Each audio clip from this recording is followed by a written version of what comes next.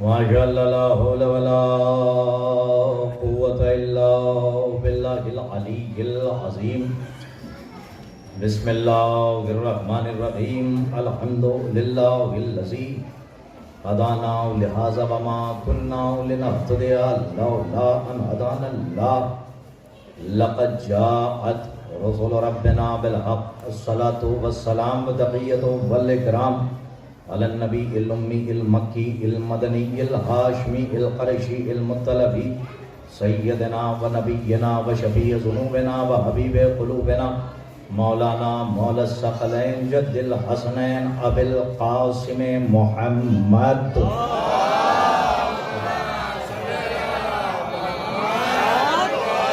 اہل بیتہ الطیبین الطاہرین المعصومین المظلومین المنتجبین المنتخبین وَلَعْنَةُ اللَّهِ عَلَىٰ آدَائِهِمْ وَمُنْكِرِ فَضَائِلِهِمْ وَمُنْكِرِ مَصَائِبِهِمْ وَمُنْكِرِ جَلَالَتِهِمْ وَمُنْكِرِ شُجَاعَتِهِمْ وَمُنْكِرِ زِيَارَتِهِمْ وَمُنْكِرِ سِيَادَتِهِمْ وَمُنْكِرِ وِلَایَتِهِمْ وَغَاصِبِ حُقُوقِهِمْ وَمُنْكِرِ عَطَشِهِمْ أَجْمَعِينَ مِنْ يَوْمِنَا هَٰذَا إِلَىٰ يَوْمِ الدِّينِ. أَمَّا بَعْدُ فَقَدْ قَالَ اللَّهُ سُبْحَانَهُ وَتَعَالَىٰ فِي مُحْكَمِ قُرْآنِهِ الْحَكِيمِ وَقَالَهُ الْحَقُّ بِالْحَقِّ. بسم اللہ الرحمن الرحیم. ما کان محمد ابا احد من رجالکم ولکن رسول اللہ وخاتم النبیین. صدق اللہ العلی العظیم. صلوات بر محمد.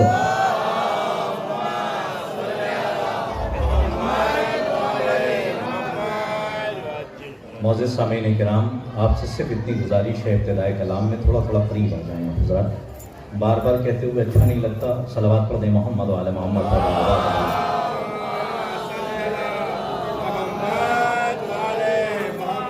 ایک اس سے بہتر صلوات ارشاد فرما دیں.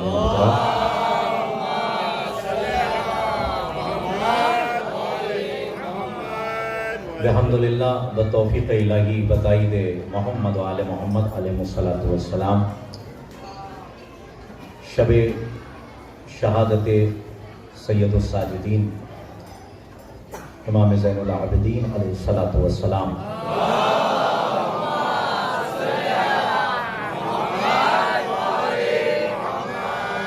جن مومنین نے اس مجلس کا انعقاد کیا ہے، پروردگار عالم ان کی توفیقات میں اضافہ فرمائے. اللہ ان ہاتھوں کو تبت یدا کی فہرست میں رکھے جو فرش ازا کے خلاف اٹھتے ہیں. اللہ ان ہاتھوں کو تبت یدا کی فہرست میں رکھے جو ماتم حسین کے خلاف اٹھائے جاتے ہیں. اور اللہ ان ہاتھوں کو سلامت رکھے کہ جو زمین کے سینے پہ فرش ازا بشکل آسمان بچھا کر اٹھ جاتے ہیں. اللہ سلامت رکھے ان مومنین کو کہ جو اس عظیم الشان مجلس کا انعقاد کرتے ہیں. دامِ درہم سخن جہاں جہاں بھی مومنین ہیں، اور تمام علماء حقہ کے لیے، اور خاص طور پہ منتقم خون حسین امام آخر الزماں علیہ الصلوۃ والسلام.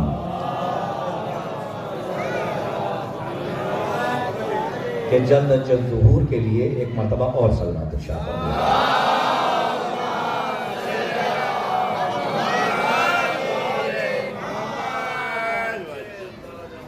عزیزان گرامی، آپ سب ظاہر سی بات ہے کہ تاخیر بہت زیادہ ہو چکی ہے اور دامن وقت میں گنجائش نہیں ہے، تو میں آپ سے صرف اتنی گزارش کروں گا کہ 1400 کلومیٹر کا سفر طے کر کے آپ کے منصفانہ فکر کی عدالت میں یہ خادم یا آپ کا خادم، آپ کا نوکر، ایک طالب علم صرف اور صرف اس نیت سے آیا ہے کہ کچھ باتیں سیرت آل محمد کی پہنچیں، شریعت آل محمد کی پہنچیں، کسی کی شرارت کی باتیں نہ پہنچیں. کیونکہ ممبر وارث ممبر کے ذکر کے لیے ہے، وارث شریعت کے ذکر کے لیے ہے، کسی کی شرارت کے ذکر کے لیے نہیں ہے. ابتدائی کلام میں 2-3 میسیجز اپنے نوجوانوں کے لیے. اور پہلا میسیج یہ کہ فرش ازا صرف علم کا مرکز نہیں ہے، فرش ازا تربیت کا مرکز ہے. انسان اگر کسی علم سے لا علم ہو تو اسے جاہل کہتے ہیں. اگر ایک بار بتا دیا جائے تو پھر وہ اس علم سے جاہل نہیں رہتا. لیکن اگر بار بار اسی چیز کی تکرار کی جائے تو پھر اس کو تربیت کہا جاتا ہے. ہر سال ماہ محرم کا چاند نکلنے کے بعد 2 مہینہ 8 دن فرش اعضا کا بچھنا اس بات کی دلیل ہے کہ یہ صرف علم کا مرکز نہیں ہے، بچوں کی تربیت کا مرکز ہے۔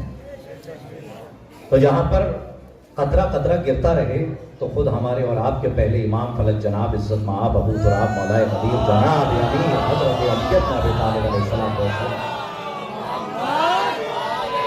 مولا کا فرمان ہے کہ میں نے اپنی گفتگو کا آغاز نہیں کیا ہے، وہ ترجمہ میں ابھی کروں گا، اور انشاءاللہ 40 منٹ کے اندر مجھے 1 گھنٹے کی گفتگو، اور چونکہ وہ جو 40 منٹ کے علاوہ 10 منٹ ہیں اور 20 منٹ ہیں وہ آپ اپنے حساب سے انکلوڈ کر لیجئے گا اپنے حساب سے، اس لیے کہ میرے پاس وقت نہیں، اور آپ کو بھی دیکھ رہا ہوں کہ ماشاءاللہ مسلسل مجلسوں سے آ رہے ہیں۔ تو مولا فرماتے ہیں کہ اگر ایک قطرہ پتھر پہ بھی گرتا رہے تو ایک دن اس میں چھید ہو ہی جاتا ہے۔ تو اسی لیے کہا جاتا ہے کہ یہ تربیت کا مرکز ہے، خالی علم کا مرکز نہیں ہے، اور خالی علم ہو اور تربیت نہ ہو تو انسان مقصد سے پھر جاتا ہے۔ اور اس کی اس سے اچھی مثال میں یونیورسٹی اور کالجز میں پڑھنے والے اسٹوڈنٹس کے لیے نہیں دے سکتا، کہ مثال کے طور پہ فار ایگزامپل ایک عالم دین کی بڑی اچھی مثال ہے، انہوں نے کہا علم کے ساتھ تربیت کا ہونا ضروری ہے، اگر علم ہو اور تربیت نہ ہو تو انسان اپنے ایم سے منحرف ہو جاتا ہے، اپنے مقصد سے پھر جاتا ہے۔ اس کی سب سے بڑی دلیل یہ ہے کہ مثال کے طور پہ ایک جانور کی آپ مثال لے لیجئے جسے بلی کہتے ہیں، اس کے ہاتھ میں آپ نے ایک وہ پکڑا دیا جھنڈا فلیگ اور وہ لے کے کھڑی ہو گئی، لیکن سامنے آپ نے اس کے چوہا چھوڑ دیا، تو اس کو پتا ہے کہ مجھے یہاں پہ جھنڈا لے کے کھڑے ہونا ہے، اس کا علم ہے، لیکن اب چونکہ تربیت اچھی نہیں ہے اس لیے چوہا دیکھنے کے بعد وہ اپنے شکار کی طرف دوڑی اور لالچ اتنی بڑھ گئی کہ وہ اپنے مقصد سے پھر گئی۔ اب پتہ چلا کہ صرف علم حاصل کرنا اچھی بات نہیں ہے، بلکہ علم کے ساتھ تربیت کا ہونا بہت ضروری ہے۔ صلوات پڑھیے محمد آل محمد پر آواز آ۔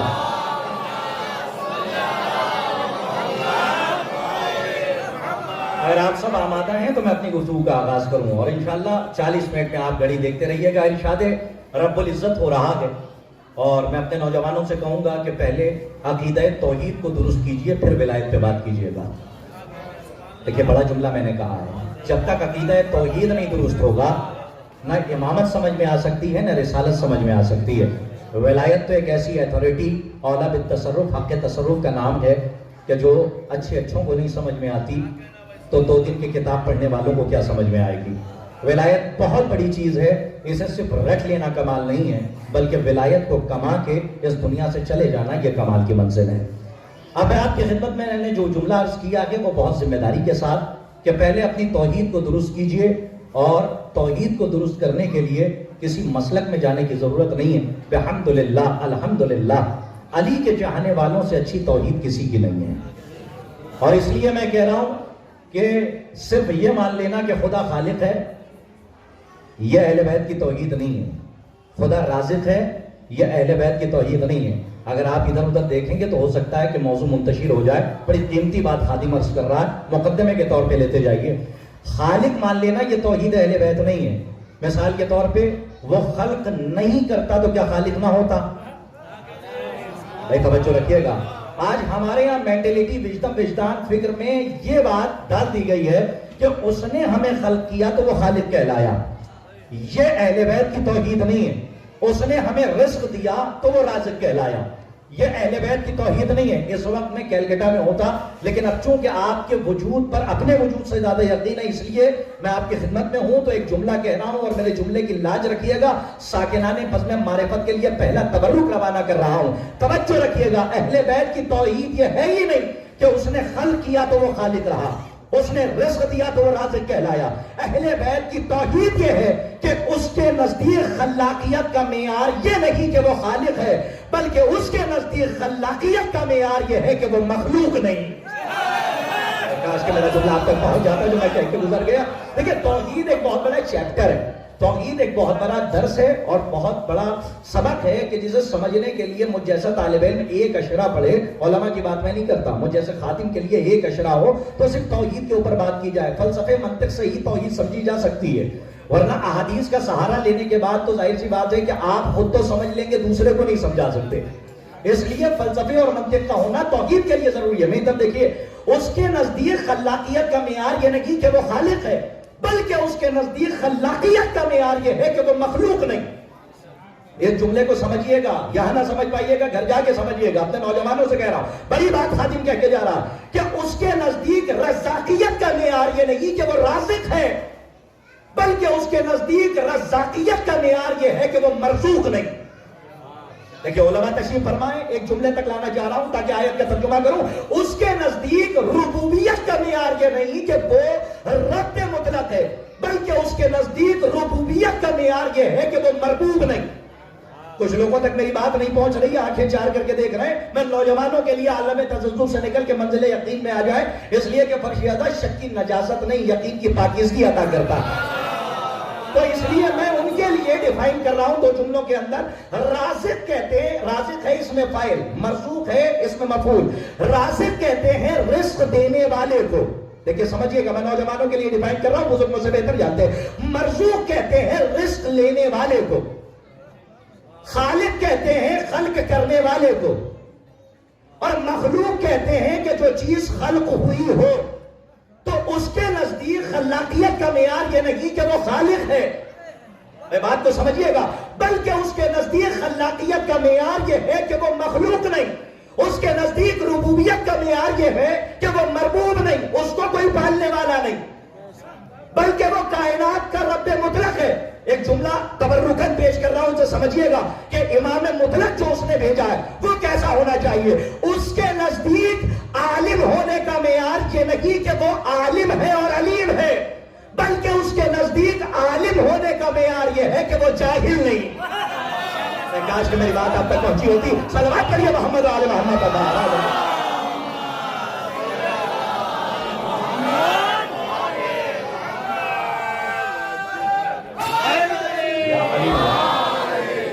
قرطاس کربلائی کی بات کو نہ مانیے گا, ہو سکتا ہے کہ کچھ لوگ نہ مانیں, کوئی ضروری ہے کسی خطیب ذاکر کی بات کو آپ لیکچرار کی بات کو مان کے چلے جائیے. لیکن اگر اہل بیت بتا دیں کیا اصل توحید کیا ہے, ہمارے یہاں خطا یہی ہے, غلطی یہی ہے کہ چوراہے پہ 32 دانتوں کے پہرے سے 2 گرام کی زبان ہمیشہ کھلی رہتی ہے. ہاں, لیکن یہ 2 آنکھیں جو نعمت کے طور پہ اللہ نے دی اور عقل, یہ فانوس دماغ میں جو روشن کی عقل کی شمع, اس کا استعمال ہمارے بچے آج کل نہیں کر پاتے. یہ ظاہر سی بات ہے کہ دور حاضر کا ابو ہریرہ کہ جسے واٹس ایپ اور فیس بک کہتے ہیں, جملہ بہت بڑا تھا, آپ نے نہیں محسوس کیا ہے کہ جہاں پہ حدیثیں ترمیم شدہ آتی ہیں اور اس کو لینے کے بعد شرارتیں دوسرے کرتے ہیں, یہ اس کو شریعت سمجھ لیتے ہیں. توجہ نہیں فرمائی آپ نے. توحید پر یہ جا کر جو اہل بیت نے بتائی ہے, اور وہ توحید اگر آپ کو سمجھنی ہے اور صحیح کرنی ہے تو وہ توحید لیجیے جو اہل بیت نے بتائی ہے.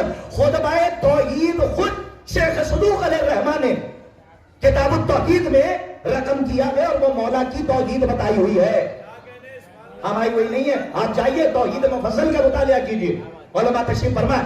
توحید اگر صحیح ہو گئی تو امامت بھی سمجھ میں آ جائے گی, ولایت بھی سمجھ میں آ جائے گی. ایک جملہ کہہ دوں, اگر کسی کے دل پہ گہری چوٹ لگے تو معاف کیجیے گا.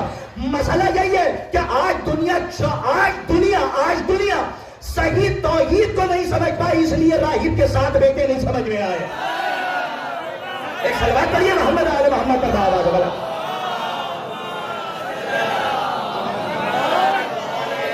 یہ کوئی خطابت کی چال اور لفظوں کا جال والا جملہ نہیں ہے, یہ مبنی پر حقیقت ہے. یہاں سے لے کے حوض علمیہ نجف اشرف تک کی ذمہ داری ہے جو پڑھ کے جا رہا ہوں, اور ممبر پہ ہوں تو بڑی ذمہ داری سے کہہ رہا ہوں. پروردگار عالم نے ایک معجزہ دیا اپنے محمد کو, اپنے محبوب کو, اس کا نام ہے قرآن مجید. ارشاد ہوا بسم اللہ الرحمن الرحیم. اپنے بزرگوں سے خاص دعائیں چاہتا ہوں, علماء تشریف فرمائیں. ہمارے محمد رضا صاحب ہیں, ہمارے علماء کرام تشریف فرمائیں. یہ خاص طور پہ دعاؤں میں یاد رکھیں. آج کی مجلس کا موضوع ہے, موضوع پہلے سن لیجئے, نہ موضوع باتیں کرتا بھی نہیں ہوں, سننا پسند بھی نہیں کرتا. موضوع یہ ہے کہ امام محتاج بیعت نہیں ہوتا, امت محتاج امام ہوتی ہے.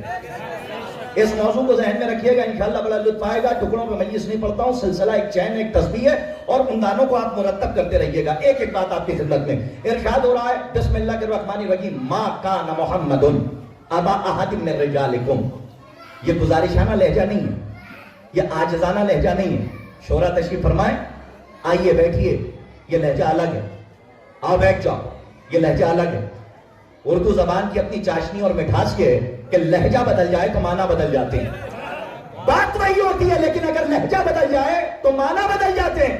ابھی میں نے کہا کہ آئیے بیٹھیے، یہ لہجہ گزارشانہ تھا، اور اگر میں نے کسی سے کہا بیٹھ جاؤ، یہ لہجہ حکم کا تھا، اور اگر کوئی یہ کہے ہم آ رہے ہیں، اب چونکہ ہم لکھنؤ سے آ رہے ہیں تو وہ لہجہ بھی سنیے، ہم آ رہے ہیں، یہ عاجزانہ لہجہ، بات وہی ہے لیکن لہجہ بدل گیا تو معنی بدل گئے۔ شورا تشریف فرمائے، خاص بات چاہتا ہوں، اس آیت کا لہجہ گزارشانہ نہیں ہے، اس آیت کا لہجہ رجس کا لہجہ ہے، اور اللہ گزارشانہ لہجے سے نہیں کہہ رہا ما کانا محمد ابا احد من رجالکم کہ سنیے محمد آپ لوگوں میں سے کسی کا باپ نہیں، بلکہ رجس کا لہجہ استعمال کر کے کہہ رہا ہے محمد تم لوگوں میں سے کسی کا باپ نہیں۔ دیکھیں رجس کا لہجہ الگ ہوتا، علماء بیٹھے، ما کانا محمد، جب تک آیت کا لہجہ سمجھ میں نہیں آئے گا، آیت کے معنی سمجھ میں نہیں آ سکتے، میں توجہ سے سننے کی درخواست کر رہا ہوں آپ کی خدمت میں کہ ما کانا محمد، محمد تم لوگوں میں سے کسی کا باپ نہیں، ولیکن رسول اللہ و خاتم النبیین، لیکن اللہ کا رسول ہے اور نبوت اسی پہ ختم ہے۔ دیکھیں پہلے ٹکڑے پہ بحث کروں اگر اجازت ہے تو ایک جملہ سن لیجئے، کیا قرآن کی فصاحت و بلاغت ہے؟ پہلی منزل پہ کہہ رہا ہے محمد تم لوگوں میں سے کسی کا باپ نہیں، مجلسی مجمع بیٹھا ہوا ہے، مجھے اشارے اور کنائے سے باتیں کرنی ہیں، علماء بیٹھے ہوئے ہیں اور بزرگان تشریف فرمائے، محمد تم لوگوں میں سے کسی کا باپ نہیں۔ اب دیکھیے میں کہاں تک جملہ پہنچاؤں، عجیب قرآن کہہ رہا ہے اور عجیب مطلب فصاحت و بلاغت دیکھیے، ایک جگہ پہ کہہ رہا ہے محمد تم لوگوں میں سے کسی کا باپ نہیں، لیکن ایک جگہ پہ کہہ رہا ہے ابنانا و ابناکم۔ نہیں اگر مجلسی مجمع کے سامنے بھی شرح کرنی پڑے، دیکھیں وقت کافی ہو چکا ہے تو میں نے تمہید کو پیچھے چھوڑ دیا، میں نتیجے اور نقطے اور رزلٹ سے بات کر رہا ہوں تو آپ کی ذمہ داری ڈیوٹی بڑھتی ہے۔ ایک جگہ پہ کہہ رہا ما کانا محمد، محمد تم لوگوں میں سے کسی کا باپ نہیں، اور مباہلے کے لیے کیا کہہ رہا ہے ابنانا و ابناکم، ان سے کہیے محمد تم اپنے بیٹوں کو لاؤ، کاش کہ میری بات پہنچ جائے، تم اپنے بیٹوں کو لاؤ، ہم اپنے بیٹوں کو لاتے ہیں۔ تو آپ مجھے بتائیے کیا قرآن اپنے مقصد سے پھر گیا؟ نعوذ باللہ ثم معاذ اللہ کا نہیں، ایک جگہ پہ کہہ رہا ہے محمد تم لوگوں میں سے کسی کا باپ نہیں، اور اسی قرآن میں لہجہ بدل کے کہہ رہا ہے ابنا انا و ابناکم، اے محمد ان سے کہیے کہ تم اپنے بیٹوں کو لاؤ، ہم اپنے بیٹوں کو لاتے ہیں۔ ابنا انا کی جگہ پہ کسے لے گئے؟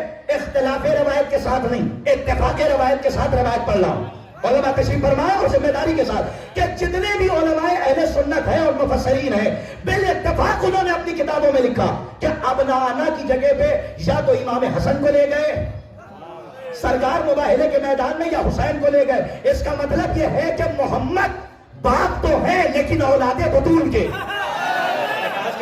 تک پہنچا ہوگا، محمد باپ تو ہے لیکن اولاد بطول کے۔ آئیے صاحب قرآن کی اسی آیت پہ تفسیرہ ہو جائے، میں دوسری کوئی حدیث نہیں پڑھوں گا، اسی آیت پہ تفسیرہ کروں گا۔ اگر میں نے 40 سے 45 منٹ گفتگو کی تو اسی آیت پہ رہوں گا، توجہ رکھیے گا۔ تو آگے بڑھ کے کیا فرمایا کہ محمد کسی کا باپ نہیں تم لوگوں میں سے، اس کا مطلب جن کے باپ نہیں ہیں وہ اور ہیں، اور ابنانا میں جن کے باپ ہیں میں روایت نہیں آیت پڑھ رہا ہوں، تو وہ کون ہے؟ کہ اگر محمد کسی کے باپ ہیں تو وہ اولاد بطول کے۔ عزیزان گرامی آگے بڑھ کے کیا فرمایا؟ ولیکن رسول اللہ، اور توجہ رکھیے گا، وہ خاتم النبیین، محمد اللہ کا رسول ہے اور نبوت اسی پہ ختم ہے۔ ایک سوال کروں، تمام علماء اہل سنت یعنی 73 کے مسلمانوں کی بات کر رہا ہوں، وہ یہ کہتے ہیں کہ رسالت قرآنی ہوتا، بہت توجہ، نبوت قرآنی ہوتا، جو منصب آسمانی ہے وہ رسالت ہے، جو منصب آسمانی ہے اور قرآنی ہے وہ نبوت ہے۔ بات پہنچ رہی ہے آپ تک؟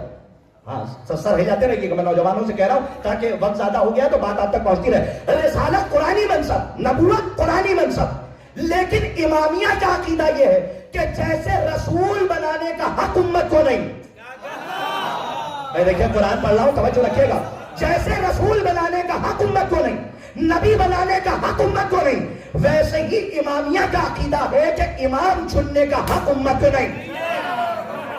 لیکن 73 کے مسلمانوں سے اختلاف ہو جائے گا۔ ایک نظریہ یہ کہتا ہے کہ امام جو چاہے وہ بنا لے، لیکن امامیہ کیا کہتے ہیں کہ امام کسی کے بنانے نہ بنانے سے نہیں بنتا، امام منصوص من اللہ ہوتا ہے، جیسے وہ نبی بنا کر بھیجتا ہے، رسول بنا کر بھیجتا ہے، محمد رضا بھائی وہ جیسے نبی بنا کر بھیجتا ہے، رسول بنا کر بھیجتا ہے، ویسے ہی ہمارا عقیدہ ہے کہ امام بھی اللہ بنا کر بھیجتا ہے۔ ہم امام بناتے نہیں ہیں، توجہ عزیزان گرامی، ہم امام بناتے نہیں ہیں۔ دیکھیے جو مسجد کا پیش امام ہوتا ہے وہ ہمارا اور آپ کا بنایا ہوا ہوتا ہے، وہ بھی امام نہیں ہوتا، پیش امام ہوتا ہے۔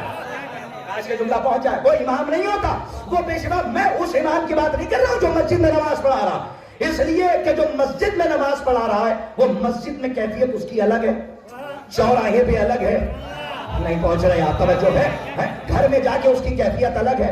یہ امت کا بنایا ہوا امام یہ مجازی ہے، مطلق نہیں ہے۔ میں بات کر رہا ہوں امام مطلق کی، کہ جو حاکم وقت ہوتا ہے، کہ جس کو ولایت مطلقہ سے اللہ نے نوازا ہے۔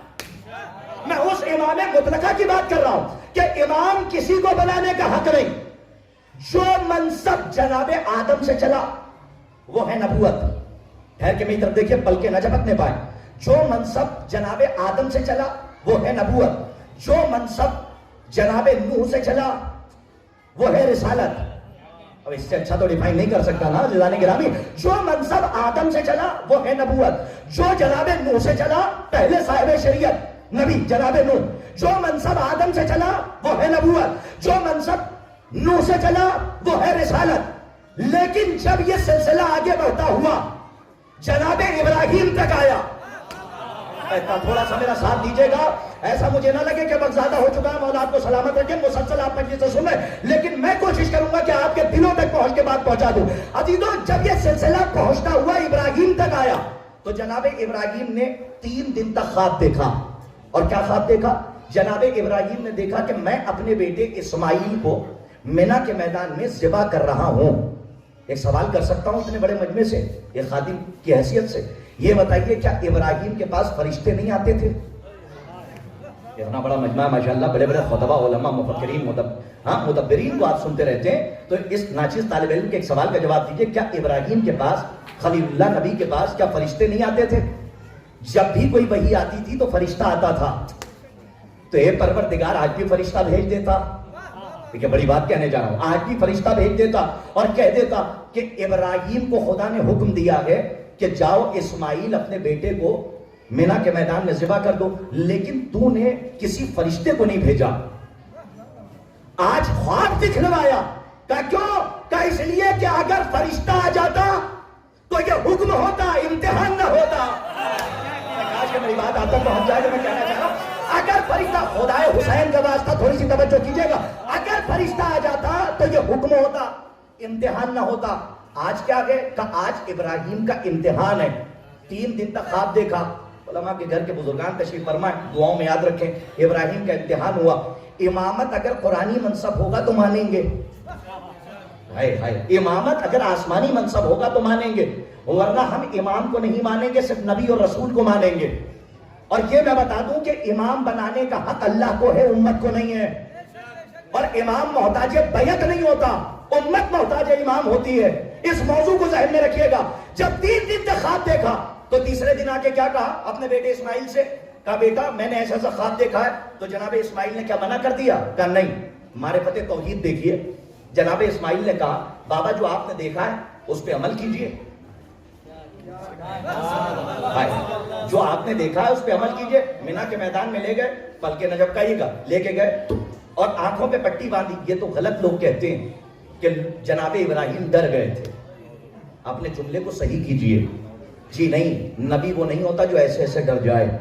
جناب ابراہیم ڈرے نہیں تھے، ایک باپ کا دل تھا، بیٹے کو ذبح کرنا تھا، ابراہیم دیکھ نہیں سکتے تھے، آنکھوں پہ پٹی باندھی، اسماعیل کو لٹایا، چھری چلائی اس نیت کے ساتھ کہ بیٹے کو ذبح کر دیا۔ ابراہیم کی نظر میں اسماعیل ذبح ہوئے ہیں، دمبا نہیں۔ بھائی بہت توجہ چاہتا ہوں، ابراہیم نے چونکہ پٹی باندھ رکھی ہے نا، تو ابراہیم کی نظر میں دمبا نہیں ذبح ہوا۔ کون ذبح ہوا؟ اسماعیل ذبح ہوئے، لیکن حکم پروردگار سے اسماعیل ہٹ گئے۔ بھائی کاش کہ میری بات پہنچ جائے، دمبا ذبح ہو گیا۔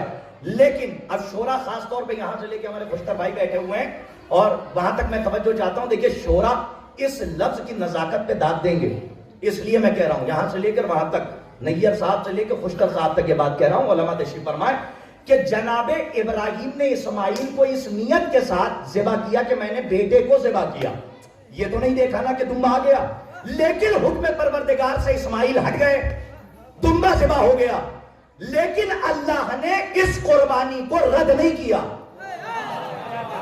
میں کاش کہ میری بات آپ تک پہنچ جائے. دیکھیے اس جملے کی داد میں شورا سے خاص طور پہ علماء سے چاہتا ہوں, نہیں رد نہیں کیا بلکہ کیا کیا کہ دمبا ضرور ذبح ہوا, لیکن اللہ نے چونکہ نیت یہ تھی ابراہیم کی کہ میں بیٹے کو ذبح کرنے لے جا رہا ہوں, اس قربانی کو ذبح عظیم سے ملتوی کر دیا. اسی جملے کی تو داد چاہتا تھا میرے سرکار, شاید میرا مجمع پہنچ نہیں پایا. میں اپنے نوجوانوں کو پہنچانا چاہتا ہوں جو یوتھ بیٹھا ہوا ہے. ملتوی کا کیا مطلب ہے صاحب؟ ملتوی کا کیا مطلب ہے؟ اگر رٹی رٹائی خطابت کر کے چلا جاؤں تو ہو سکتا ہے آنے کا کوئی فائدہ نہیں ہے. ایک بات پہنچ جائے, وہی مقصد میرا ہے کہ بات پہنچ جائے. ملتوی کا کیا مطلب ہے؟ ملتوی کا مطلب یہ ہے کہ ہماری مجلسیں محفلیں اگلے سال کے لیے ملتوی ہوتی ہیں. اس سے اچھی مثال نہیں تھی. ختم نہیں ہوتی کہ مطلب آج ہو گیا یہ کام تو اب ختم ہو جائے گا. اللہ نے اس قربانی کو ختم نہیں کیا. میرے سرکار مجمع ہے, مجلسی مجمع ہے, توجہ فرمائیے گا. اس قربانی کو ختم نہیں کیا, یہاں پہ فل اسٹاپ نہیں لگایا, بلکہ اس قربانی کو ذبح عظیم سے ملتوی کر دیا. بار بار کہوں گا یہ جملہ تاکہ سب تک, ذبح عظیم سے ملتوی کر دیا یعنی کوشچن مارک لگا دیا. کوئی اس سے بڑا امتحان باقی ہے؟ آج کہ میری بات آپ تک پہنچ جائے. کوئی اس سے بڑا امتحان ابھی باقی ہے. اچھا ہوا کیا؟ جب اسماعیل نہیں ذبح ہوئے, دمبا ذبح ہوا, تو اب ذبح عظیم سے ملتوی کر دیتا. لیکن اللہ نے نیت کی بنیاد پر, اسماعیل کے ذبح ہونے کی بنیاد پہ نہیں, نیت کی بنیاد پر اللہ نے کہا ابراہیم تم کامیاب ہو گئے, ہم نے تمہیں تحفہ دیا. کا کیا تحفہ؟ کہ جاعلک للناس اماما. خدائے حسین کا واسطہ محنت کا گلا نہ گھوٹیے گا, میں بہت ذمہ داری سے کہہ رہا ہوں کہ کیا کہا؟ جاعلک للناس اماما. چونکہ نیت یہ تھی کہ ذبح کرنے اسماعیل کو لے جا رہے ہو, لیکن میرا حکم تھا کہ اسماعیل ہٹ جائیں, دمبا ذبح ہو جائے, تو میں نے تمہیں تحفہ دیا جاعلک للناس اماما, تمہیں لوگوں کا امام بنایا. اب آہستہ سے امت مسلمہ سے سوال کر سکتا ہوں کہ جو ابراہیم منزل ذبح تک پہنچے, کاش کہ میری بات آپ تک پہنچ جائے, جو اسماعیل منزل ذبح تک پہنچے لیکن اسماعیل ذبح نہ ہو, اللہ تحفے میں کہے کہ میں نے لوگوں کا امام بنایا, اس حسین کے بارے میں کیا خیال؟ صلوات پڑھیے محمد آل محمد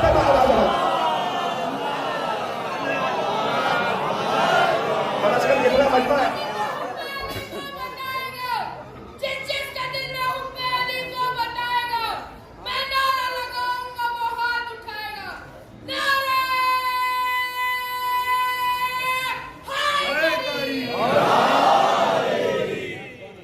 ایک بات سمجھتے ہیں آپ, اس قرآن کے اندر بڑی عجیب و غریب فساد و بلاغت ہے. ہمارے بزرگ بیٹھے ہوئے ہیں ماشاءاللہ, ان سے پوچھئے گا, یہ بیٹھے ہیں علماء کے خاندان کے, یہ علماء بیٹھے ہوئے ہیں, اما کیا قیامت ہے. پورے قرآن مجید میں ختم نبوت پہ ایک ہی آیت ہے.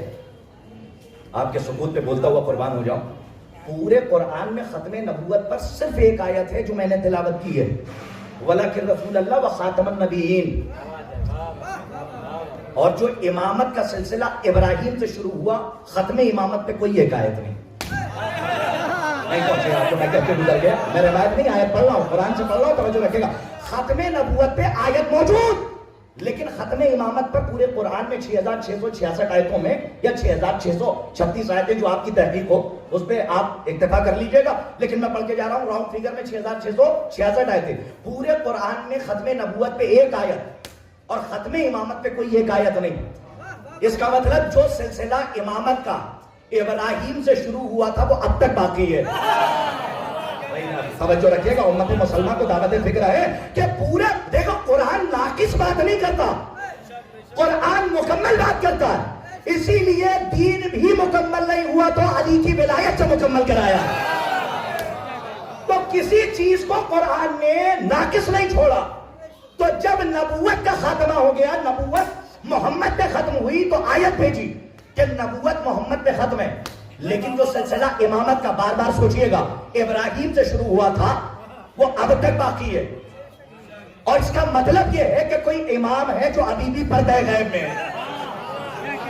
توجہ رکھیے کہ اس کا مطلب یہ ہے کہ ابھی بھی کوئی امام ہے جو پردہ غیب میں. اچھا, جو لوگ ہمارے نوجوان ٹیک لگا کے بیٹھ جاتے ہیں اور وہ یہ سوچتے ہیں کہ خطیب شاید اس سے اچھا کوئی جملہ کہے گا تو بولیں گے, بزرگ نہ بولیں کوئی بات نہیں، وہ خالی دیکھتے رہیں، اس لیے کہ ماشاءاللہ ہم سے بہتر علماء خطبہ کو داد دے چکے، میں تو نوجوانوں کے زمانے کا خطیب ہوں اور اپنا حق تو مانگوں گا۔ ہاں آج کل تو یہ ہونے لگا ہے لوگ داد کی مخالفت کر کے داد چاہتے ہیں، بڑی بات کہی آپ نے، نہیں محسوس کیا؟ ہاں داد کی مخالفت کر کے داد چاہتے ہیں، اور لوگ یہ کہتے ہیں یہ کہنے کی کیا ضرورت ہے خطبہ اور ذاکرین کو، آپ بولیے، میں بولیے تاکہ پہچانے جائیے، بولیے۔ اور دیکھیے کوئی بھی شاعر خطیب عالم ممبر پہ آئے، آنے کے بعد آپ سے کہے کہ اس جملے پہ آپ نہیں بولے، بولنا چاہیے تھا، وہ اپنا حق مانگ رہا ہے، اور حق مانگنا ہماری شہزادی نے سکھایا ہے، تو ہم اپنا حق ہے وہ آپ سے مانگتے ہیں، شورا مانگتے ہیں، علماء مانگتے ہیں، تو اس میں ناراض ہونے والی بات نہیں ہے۔ میں آپ کی خدمت میں بات عرض کر رہا ہوں کہ امام محتاج بیعت نہیں ہوتا، لیکن جب اس سے مطالبہ بیعت ہوتا ہے تو وہ انکار کرتا ہے۔ آئیے 8ویں امام، امام زامن آہو، امام علی رضا علیہ السلام،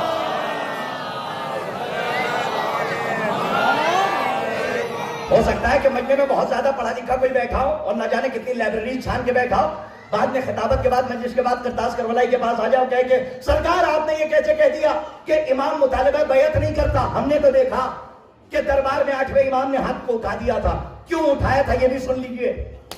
اگر کوئی زیادہ پڑھا لکھا ہے تو اسے جواب دیجئے گا کہ ہمارا جو امام ہے یعنی 12 امام گلیوں میں گھوم کے اپنا ہاتھ پھیلا کر یہ نہیں کہتا آؤ بیعت کر دو، کاش کہ میرا جملہ پہنچا ہوتا۔ امام چونکہ محتاج بیعت نہیں ہوتا بلکہ امت محتاج امام ہوتی ہے، جب اس سے بیعت مانگی جاتی ہے تو انکار کرتا ہے، یہ سب کی بیعت بھی نہیں کرتا، اور امام لالچی بھی نہیں ہوتا۔ یہ ہمارا اور آپ کا بنایا ہوا نہیں ہے کہ 2 گھر دیکھ کے لالچ پیدا ہو جائے، ہاں 1 منصب دیکھ کے لالچ پیدا ہو جائے۔ یہ کون سا امام ہے؟ کہ اللہ کا بنایا ہوا۔ بادشاہ کا نام بھی نہیں لوں گا، آپ بہتر جانتے ہیں، ممبر حق پہ ہوں اور پاکیزہ جگہ پہ ہوں، تو صرف اشارے میں سنیے۔ دربار میں 8ویں امام ہے، بادشاہ نے کیا کہا؟ ولی عہدی قبول فرمائیے۔ ماشاءاللہ کتابیں پڑھنے والے بیٹھے ہیں، امام کے 2 جملے سنیے، کیا امامت کو ڈیفائن کیا 2 جملوں میں؟ اگر یہ 2 جملے پہنچ گئے تو شاید میں کامیاب ہو جاؤں۔ امام سے جیسے ہی جو لوگ ہاتھ باندھے بیٹھے ہیں نا ان کے لیے کہہ رہا ہوں، ذرا کھولیے گا ہاتھ اور تکلفات کے دھاگوں سے اپنے آپ کو آزاد کر کے یہ جملہ سنیے، کوئی تکلف کا دھاگا نہیں ہونا چاہیے۔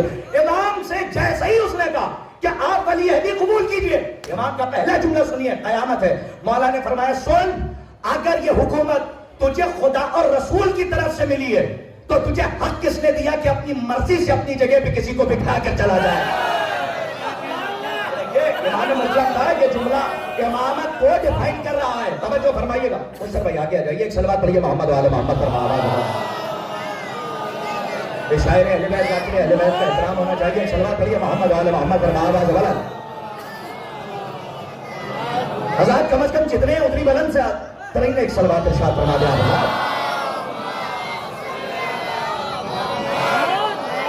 صاحب بہت توجہ سنیے کہ جو بات عرض کر رہا ہوں، امام نے کیا فرمایا کہ اگر یہ حکومت، اور توجہ کے ساتھ، اگر یہ حکومت تجھے خدا اور رسول کی طرف سے ملی ہے تو تجھے ایتھارٹی کس نے دی؟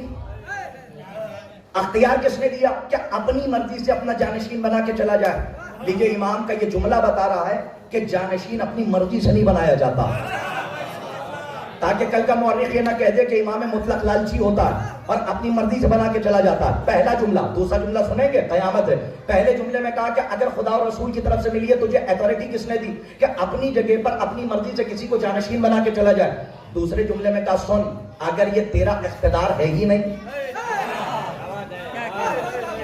کیا جملہ ہے، اس فساد و بلاغت پہ نسلیں قربان ہو جائیں۔ مولا فرماتے ہیں اگر اس پہ تیرا اختیار ہے ہی نہیں تو بتا جس پہ تیرا ہی اختیار نہیں ہے تو اس پہ کسی اور کو بٹھا کر کیسے جائے گا؟ لیکن اس میں جہالت نہیں تھی، ابو جہلیت تھی۔ نہیں، جملہ نوجوان کھا گئے، حالانکہ بڑا جملہ تھا۔ جہالت اور ہوتی ہے، ابو جہلیت اور ہوتی ہے۔ جہالت کا کیا مطلب ہے؟ کہ انسان کسی شے سے لا علم ہو تو جاہل ہوتا ہے، بتا دو تو ایکسپٹ کر لیتا ہے۔ لیکن ابو جہل کسے کہتے ہیں؟ کہ جو دیکھے بھی سنے بھی، آپ کی تھکان پہ قربان ہو جاؤ، توجہ فرمائے، ہاں جو دیکھے بھی اور سنے بھی، اور اسے پوری غدیر میں نے سنا دی ایک جملے میں، جو دیکھے بھی، بھائی کرنا ضروری ہے، بامبے میں پڑھ رہا ہوں ماشاءاللہ، خطیب کو سنتے رہتے ہیں، جو دیکھے بھی سنے بھی اس کے بعد بھی انکار کر دے وہ جاہل نہیں ہوتا، ابو جہل کہلاتا ہے۔ کا دلیل کیا ہے؟ کہ یہ خطابت کے جملے کا نہیں، تاریخ کے آئین میں دیکھیے رسول نے کنکریوں سے کلمہ پڑھوایا، جو جاہل تھے پہلے قدم پہ ایمان لے آئے، لیکن جو ابو جہل تھے انہوں نے دیکھا بھی سنا بھی، اس کے بعد کیا کہا؟ آپ تو جادوگر ہیں۔ تو اپنے معاشرے سے آپ جہالت کو ختم کر سکتے ہیں، ابو جہلیت کو ختم نہیں کر سکتے۔ آپ کے سکوت کو طوفان میں بدلوں، ایک جملہ پریزنٹ ٹائم کے لیے۔ اصل میں ممبر سے آنے کے بعد اگر کوئی مولا کی فضیلت بیان کر کے چلا جائے تو خدائے حسین کا واسطہ اس کو کبھی انکار مت کیجئے گا۔ آپ کے حدیث سمجھ میں نہیں آ رہی ہے تو ہو سکتا ہے آنے والی نسلوں کو سمجھ میں آ جائے۔ بڑی بات کی، مولا آپ کو آباد رکھیں۔ ہو سکتا ہے کہ آنے والی نسلوں کو سمجھ میں آ جائے۔ خبردار، چھٹے امام فرماتے ہیں ہمارے راز اسرار کی کوئی بھی بات تم تک پہنچے، سمجھ میں نہ آئے تو انکار مت کرنا، ہماری طرف پلٹا دینا، انکار کر کے کافر نہ ہو جانا۔ کافر کہتے ہی ہیں اس کو کہ جو انکار کرنے والا ہو، ہاں یہی فکر ہے باقاعدہ۔ چھٹے امام نے فرمایا خبردار انکار مت کرنا، نہیں سمجھ میں آ رہی ہو سکتا آنے والی نسلوں کو سمجھ میں آ جائے۔ لیکن آج کل کیا ہے، تو فوراً فضیلت نہیں سنی اور ممبر سے تاکہ یہ کون سے خطیب ہیں ذاکر ہیں بھائی ماشاءاللہ آج تک تو سنا نہیں اور پڑھا نہیں۔ ہم ممبر پہ آنے والا نہ آپ کے سننے کا ٹھیکیدار ہے نہ آپ کے پڑھنے کا۔ توجہ فرما رہے ہیں؟ اگر آپ کو بات نہیں سمجھ میں آ رہی ہے تو چوراہے پہ کھڑے ہو کے اس کی برائی نہ کیجیے، ہاں جناب نوح اور لوط کی بیویوں والا کام مت کیجیے۔ مولا آپ کو سلامت رکھے کہ اس کی برائی کر رہے ہیں، اس خطیب کی عالم کی برائی کر رہے ہیں، صرف آپ کو شیطان بہکا رہا ہے۔ اگر آپ کو کوئی بات نہیں سمجھ میں آئی ہے، ممبر سے خطیب اترتا ہے، عالم اترتا ہے، ذاکر اترتا ہے، آپ اس سے پوچھئے کہ یہ آپ نے کہاں سے پڑھا، وہ بتائے گا۔ لیکن ابو جہل نہیں سمجھیں گے، بار بار کہہ رہا ہوں، اگر کوئی اس شے سے لا علم ہوگا، جاہل ہوگا، وہ پہلی بار میں ایکسپٹ کر لے گا کتاب دکھانے کے بعد۔ لیکن اگر کسی کی سرشت میں، خمیر میں، طبیعت میں جہالت نہیں، ابو جہلیت پنپ رہی ہوگی تو وہ علی کی فضیلت کتابوں کے انبار دکھانے کے بعد بھی انکار کر جائے گا کہ لاکھ لکھی ہو ہم نہیں مانتے۔ تو آپ اپنے معاشرے سے جہالت کو مٹائیے، کوشش کیجئے ابو جہل نہ پیدا ہونے پائیں جو چوراہوں پہ گھومتے رہتے ہیں کہ ہم تو نہیں مانیں گے۔ آپ کے ماننے نہ ماننے سے کیا ہوتا ہے؟ جب رسول نے کہہ دیا کہ جو لعنتی ہے وہ لعنتی رہے گا، جو فرمائیے گا جو علیہ السلام ہے وہ علیہ السلام ہوگا، آپ کے ماننے نہ ماننے سے کچھ نہیں ہوگا۔ امام نے پہلا فقرہ کہا کہ اگر خدا رسول کی طرف سے ملی ہے تو اپنی مرضی سے نہیں بٹھا سکتا۔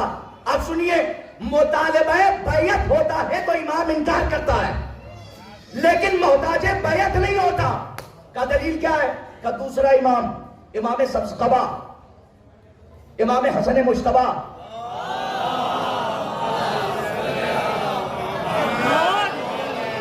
کم از کم جتنے ایک بلند ترین صلوات ارشاد فرما دے آپ۔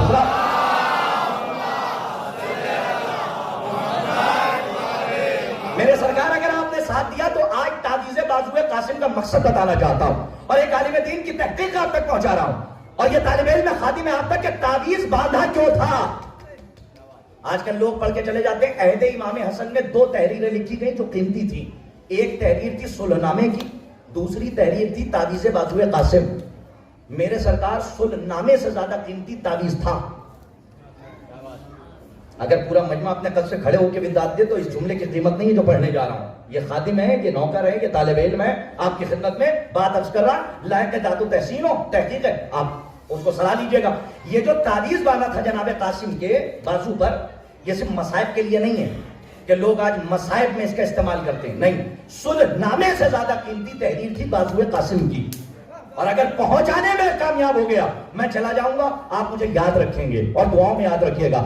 امام محتاج بیعت نہیں ہوتا، لیکن مطالبہ بیعت ہو تو امام انکار کرتا ہے۔ تو امام حسن مجتبی کے دور میں جب مطالبہ بیعت ہوا تو امام نے ایک قدم بڑھایا اور ایک فیصلہ کیا، اور وہ تھا صلح کا۔ میرے سرکار صلح نامہ پڑھیے، سنیے نہیں، جا کے پڑھیے، علماء سے مانگیے، صلح نامہ پڑھیے۔ صلح جو کی تھی امام حسن مجتبی نے وہ باطل کی شرطوں پہ نہیں کی تھی۔ مجتبی بھائی بڑی بات کہنے جا رہا ہوں، کاش کے سب تک میرا جملہ پہنچ جائے، جا کے پڑھیے گا، اپنی طرف سے نہیں، علماء جانتے ہیں، مجلس سننے والے جانتے ہیں۔ امام حسن مجتبی نے اپنی شرطوں پہ صلح کی تھی اور ایسے شرطیں منوائی تھی جیسے ایک حاکم وقت منواتا۔ جی، باطل کی شرطوں پہ صلح نہیں کی تھی۔ ایک جملہ کہوں، اما جب سیرت امام نے دے دی ہے تو بہک کیوں رہے ہیں؟ جیسے صلح ہوگی تو اپنی شرطوں پہ ہوگی، ویسے ہی اتحاد ہوگا تو ہماری شرطوں پہ ہوگا۔ نہیں پہنچا جملہ جو میں کہنا چاہ رہا ہوں؟ اپنی طرف سے نہیں کہہ رہا ہوں، ذمہ داری کے ساتھ۔ جب قانون معصوم نے بنایا ہے تو ہم نہیں پلٹ سکتے کہ باطل کی شرطوں پہ۔ اچھا سنیے، اگر باطل کی شرطوں پہ صلح کر لیتے تو کیا ہوتا؟ تاریخ گواہ. اگر باطل کی شرطیں مان کے امام حسن صلح کر لیتے نعوذ باللہ, تو پھر یہ صلح نہیں لکھی جاتی بلکہ غلامی لکھی جاتی, کیونکہ ان کی باتوں کو مانا, اپنی باتوں کو نہیں منوایا. اپنے آپ کو ایسا بنا دیجئے کہ آپ اپنی باتوں کو منوا لے جائیے, ان کی باتوں کو نہ مانیے. توجہ رکھیے گا, امام حسن مجتبی نے پہلی شرط رکھی, بہت توجہ چاہ رہا ہوں, پہلی, کسی کو اپنی جگہ پر بٹھا کر نہیں جائے گا. میں دیکھیے 8ویں امام سے میں دوسرے امام تک آ گیا, مولا آپ کو آباد رکھے. میں کاش کہ میں اپنی بات پہنچانے میں کامیاب ہو جاؤں. تعویذ بازوئے قاسم سمجھیے گا کہ کیوں باندھا تھا, خالی مصائب کے لیے نہیں ہے, اس میں حقیقت پوشیدہ ہے. کیونکہ امام کبھی بے محل نہ کلام کرتا ہے نہ کلام لکھتا ہے, نہ تقریر کرتا ہے بے محل نہ تحریر لکھتا ہے. امام نے کیوں باندھا تھا تعویذ بازوئے قاسم؟ اگر پہنچانے میں کامیاب ہو گیا شاید کوئی خاموش نہ بیٹھے. توجہ رکھیے گا, مطالبہ بیعت ہوا, پہلی شرط رکھی کہ تو اپنی جگہ پر کسی کو نامنیٹ کر کے نہیں جائے گا, بٹھا کے نہیں جائے گا. اور دوسری شرط, کہا میرے بابا علی پہ سب و شتم نہیں ہوں گے, یعنی گالیاں نہیں دی جائیں گی, خدا لعنت کرے برا بھلا کہنے والوں. اور تیسری شرط یہ تھی کہ جہاں جہاں بھی شیعہ حیدر کرار ہیں ان پہ ظلم نہیں ہوں گے. یہ بھی امام نے شرط منوائی. لیکن امام کی جنگ جانتے ہیں کس سے تھی؟ امام کی جنگ تھی نیر بھائی استغلاق سے. اس سے اسلامی اصطلاح کہتے ہیں استغلاق. کیا مطلب؟ اپنی جگہ پر اپنی مرضی سے کسی کو بٹھا کر چلے جانا. امام کی جنگ اسی سے تھی. اگر جملہ پہنچ گیا خاموشی ٹوٹ جائے گی. امام کی جنگ اسی سے تھی. میرے سرکار شرط اسی لیے لگائی تھی. امام نے پہلی ہی شرط میں بتا دیا تھا کہ یاد رکھنا جس دن یہ شرط ٹوٹے گی صلح ختم, جنگ شروع. نہیں اگر تھک گئے تو کوئی بات نہیں, مولا آپ کو آباد رکھے. دیکھیے اگر تحقیق ہو تو بولنا بہت ضروری ہے. توجہ رکھے گا, اپنے نوجوانوں تک بات پہنچا رہا ہوں. امام نے یہ کیوں لگائی تھی شرط؟ دیکھیے اگر بات پہنچ گئی شاید سب تک پہنچ جائے تو کوئی خاموش نہیں رہے گا. امام نے شرط اسی لیے لگائی تھی کہ تو اپنی جگہ پر کسی کو بٹھائے گا نہیں, اور جس دن یہ شرط ٹوٹی اس دن صلح کی باتیں ختم, جنگ شروع. اب سمجھے کہ تعویذ کیوں باندھا تھا. ارے خدائے حسین کا واسطہ بولیے, توجہ رکھیے گا. اب سمجھے آپ کے تعویذ کیوں باندھا تھا. یہ صرف مصائب کے لیے نہیں ہے, حکمت امام تھی. یہ تعویذ باندھا تھا کہ جس دن یہ شرط توڑے اور اس کا وارث سامنے آئے تو میرے وارث پر واجب ہے تلوار نکال کے میدان میں آ جائے. صلوات علی محمد آل محمد اور آباد آباد.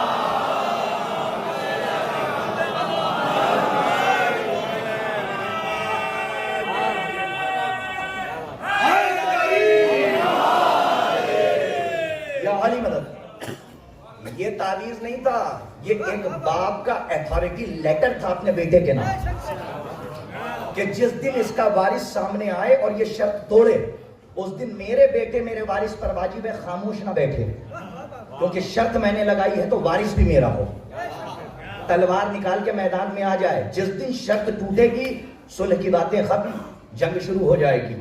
اسی لیے تو جناب قاسم جب میدان میں گئے, لوائج الاحزان نہیں بلکہ لوائج الاشجان کتاب کا حوالہ دے رہا ہوں, خرے عاملی صاحب کی, دیکھیے گا عربی میں ہے, ہو سکتا ہے کہ ترجمہ ہو گیا ہو, آپ جا کے پڑھیے گا جو پڑھنے والے ہیں. اس کے اندر باقاعدہ رجز لکھے ہیں شہداء کے, اور اس کے علاوہ ایک اہل سنت عالم دین ہے, انہوں نے شہداء اسلام کر کے کتاب لکھی, اس میں بھی رجز لکھے ہیں. جناب قاسم اسی لیے گئے, جب میدان میں پہنچے تو مقتل میں امام حسین نے 18 برس کے کڑیل جوان سے نہیں پوچھا کہ تمہاری نظر میں موت کیا ہے.